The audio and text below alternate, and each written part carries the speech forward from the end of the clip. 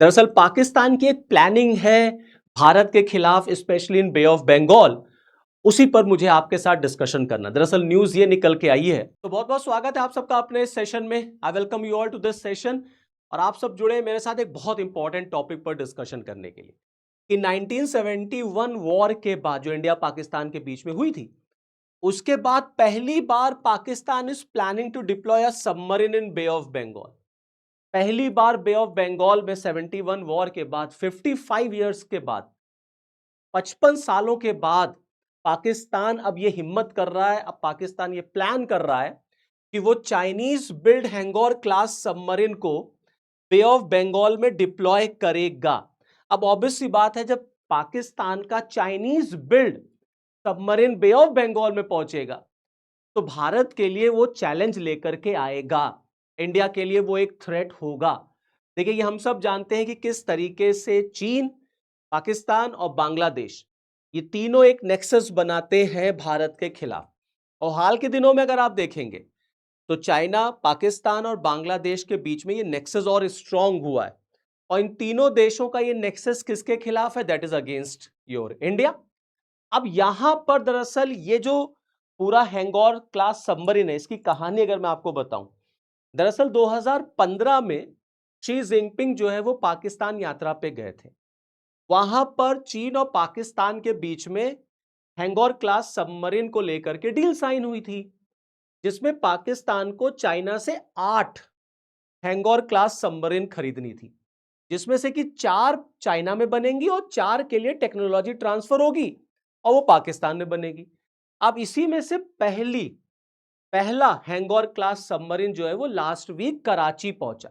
हालांकि उस पर भी बहुत सारे क्वेश्चन मार्क लग गए कि ये जो सबमरीन है ये पानी में तो डूब के आया ही नहीं, सरफेस पर ऊपर तैरता रह गया वगैरह वगैरह।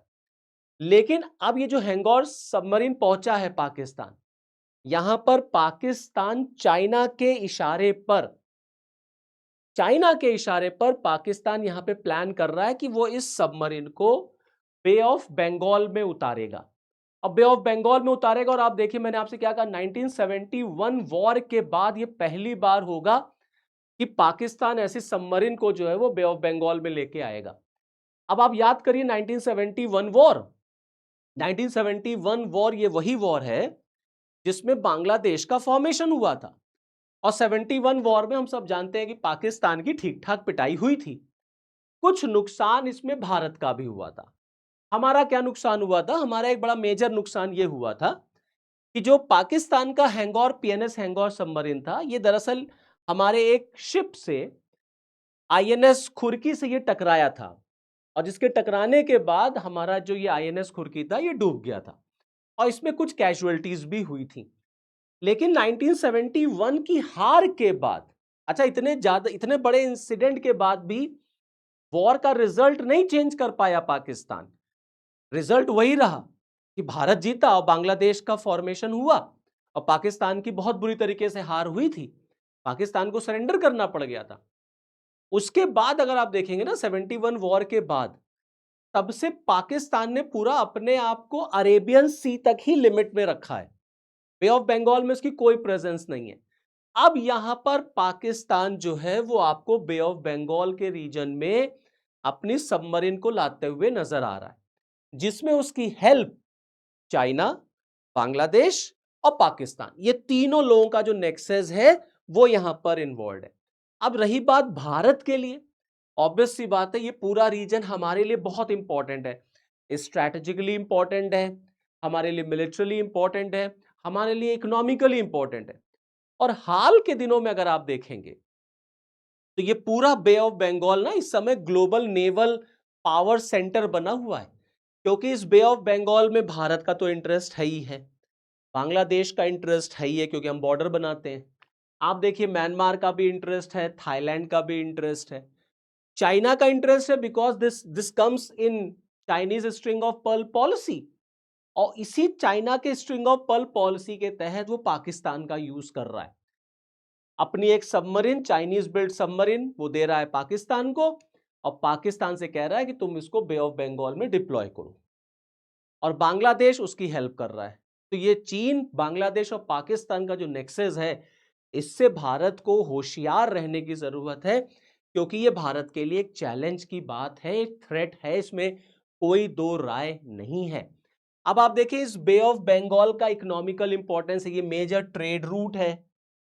अंडोमान निकोबार के आप देखिए यहां पर ये बहुत नजदीक है, प्लस इंडो पैसिफिक की जब हम बात करते हैं तो उसका भी एक मेजर ट्रेड रूट है।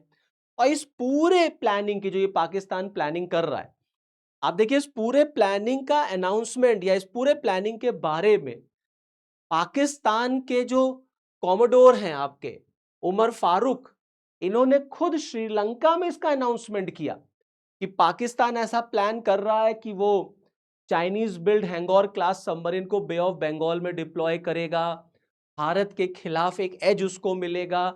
अब हम अरेबियन सी से निकल के बे ऑफ बंगाल में आएंगे and this is going to be a game changer. ये पूरी तरीके से गेम को पलट के रख देगा। और ऑब्वियस सी बात है, जब पाकिस्तान आएगा, बांग्लादेश रहेगा, तो चाइना का तो प्रेजेंस अपने आप वहां पर बढ़ेगा। Now this is going to be a major threat for India. Bharat के लिए बिल्कुल ये एक बहुत खतरे की बात है कि इस तरीके से कोई सबमरीन जो है वो पाकिस्तान का भारत के एरिया के पास आपको नजर आएगी। अब देखिए क्वेश्चन ये उठता है कि क्या कोई भी देश किसी भी देश की टेरिटरी में, वाटर टेरिटरी में जाकर के अपनी सबमरीन डिप्लॉय कर सकता है? नहीं, ऐसा नहीं होता। देखिए इंटरनेशनल लॉज भी कुछ कहते हैं। इंटरनेशनल लॉज क्या कहते हैं आप ये देखिए, ये जैसे मान लीजिए ये भारत का बॉर्डर है, okay, this is India's border, ठीक है, ये हमारा पॉलिटिकल बॉर्डर है आपका। अब आप देखिए ये जो आप एरिया देख रहे हैं ना यहां तक, ये भारत का टेरिटोरियल बॉर्डर, ऐसे ही हर देश का होता है, श्रीलंका का भी होगा। ये आप देखिए ये हमारा Andaman Nicobar is the part of India, तो उसमें भी आप देखेंगे ये हमारा एरिया है, इकोनॉमिकल एरिया है हमारा, ठीक है, ये इकोनॉमिकल जोन है हमारा, ठीक है। अब ये जो इकोनॉमिकल जोन है हमारा, लगभग लगभग मान के चलिए 500 मीटर तक का ये इकोनॉमिकल जोन होता है। ये बॉर्डर से, अगर हम इस बॉर्डर से बात कर लें यहां तक, तो ये अप्रोक्सीमेटली 500 मीटर तक का है। इसके बाद that is open to all, इसके बाद ओपन टू ऑल है। अब ओपन टू ऑल का मतलब क्या है कि कोई भी आ जा सकता है, इस टेरिटरी के अंदर नहीं आ सकता। अगर इस टेरिटरी के अंदर आ गया, it's a violation, it's a violation of sovereignty of that particular country. लेकिन अब इसके बाहर तो कहीं भी जा सकता है। अब अगर मान लीजिए फॉर एग्जांपल इस बे ऑफ बंगाल के आसपास भी कहीं अगर पाकिस्तान की सबमरीन आती है, तो ये ऑब्वियस सी बात है भारत के लिए एक चुनौती, एक चैलेंज लेके आएगा, क्योंकि वो चाइना को एक एज दे देगा इंडिया के ऊपर। अब आप देखिए इधर हाल फिलहाल में जब से बांग्लादेश, मैंने बताया ना आपको कि ये बांग्लादेश और पाकिस्तान और चाइना की जो तिगड़ी है, यही ये सब खतरनाक प्लानिंग करती है। दरअसल जब से बांग्लादेश में शेख हसीना की सरकार गई और आप देखें वहां जब जो है मोहम्मद यूनुस वहां के इंटरिम हेड बने, आप देखें तब से आप देखेंगे कि बांग्लादेश और पाकिस्तान में आपको एक बेटर रिलेशन बनता हुआ नजर आएगा, बेटर रिलेशन बनता हुआ नजर आएगा। दोनों ने अपने रिलेशंस को फिर से स्ट्रॉन्ग करना शुरू किया और यहां पर दोनों के बीच में मिलिट्री टाइज भी हुई। और बांग्लादेश ने पाकिस्तान के फाइटर जेट्स खरीदने पर इंटरेस्ट दिखाया, that is your JF-17 jets. तो दोनों के बीच में एक बार फिर से military defence pact, PNS Saif आप देखिए पहुंचा था पहली बार बांग्लादेश के बॉर्डर पर 1971 वॉर के बाद। साथ ही साथ आप देखें दोनों के बीच में ढाका से लेकर के कराची तक डायरेक्ट फ्लाइट को रिज्यूम किया गया। पहले डायरेक्ट फ्लाइट नहीं थी, लेकिन इसी मोहम्मद यूनुस सरकार के टाइम पर ढाका से सीधे कराची डायरेक्ट फ्लाइट को रिज्यूम किया गया। तो हाल के दिनों में आप देखेंगे तो बांग्लादेश और पाकिस्तान अपने रिलेशंस को और ज्यादा मजबूत कर रहे हैं, क्योंकि जिस तरीके से बांग्लादेश में शेख हसीना के बाद वहां रेडिकलिज्म बढ़ा, हिंदुओं के ऊपर हमला हुआ, मंदिरों पे हमला हुआ, इस्लामीकरण, इस्लामाइजेशन जितना बांग्लादेश का, पाकिस्तान का, ये इन दोनों को नजदीक लेके आता है, ये इन दोनों को नजदीक लेके आता है। जमाते जो है आपका बांग्लादेश में, जमात जो आपकी पाकिस्तान में, ये इनके रिलेशंस को और स्ट्रांग बनाती है। और फिर चाइना तो है ही है। तो China, Bangladesh and this Pakistan, ये तीनों नेक्सस, ये तीन कंट्रीज का ये नेक्सस है। Now this is working against India. और भारत को अब यहां पर अपने आप को तैयार रखना पड़ेगा, होशियार रहना पड़ेगा, प्लानिंग हमारी और बेटर होनी चाहिए कि कैसे हम इन तीन कंट्रीज का नेक्सस है उसको ब्रेक करें। तो this was a major move by Pakistan. अब पाकिस्तान जो इस तरीके की प्लानिंग कर रहा है बे ऑफ बंगाल को लेकर के, जाहिर सी बात है भारत के लिए एक चुनौती तो वो लेके आ ही रहा है। तो चलिए फिर इस वीडियो में इतना ही, नेक्स्ट वीडियो में आपके साथ फिर मिलूंगा, तब तक के लिए जय हिंद।